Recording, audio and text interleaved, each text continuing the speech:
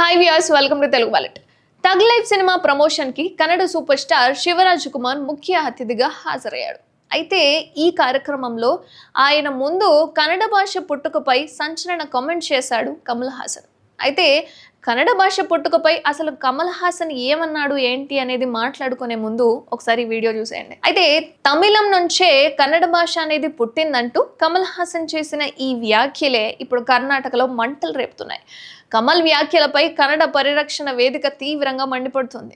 కమల్ తగ్ లైఫ్ సినిమాను కర్ణాటకలో నిషేధించాలని, ఆయన సినిమాలను కర్ణాటకలో ఆడనివ్వబోమని హెచ్చరిస్తున్నారు కూడా.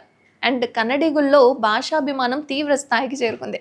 మాతృభాషను తప్ప మరో భాషను ఒప్పుకోబోమంటున్నారు కన్నడిగులు.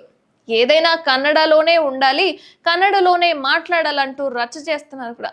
అండ్ సాధారణ ప్రజల దగ్గర నుంచి సెలబ్రిటీస్ వరకు కూడా కన్నడ సెగ రగిలిపోతోంది. ఇటీవలే పాపులర్ సింగర్ సోనూ నిగమ్కి షాక్ అందించారు కన్నడిగులు. రీసెంట్గా ఓ బ్యాంకులో కన్నడ భాష మాట్లాడలేదని ఆందోళన చేశారు.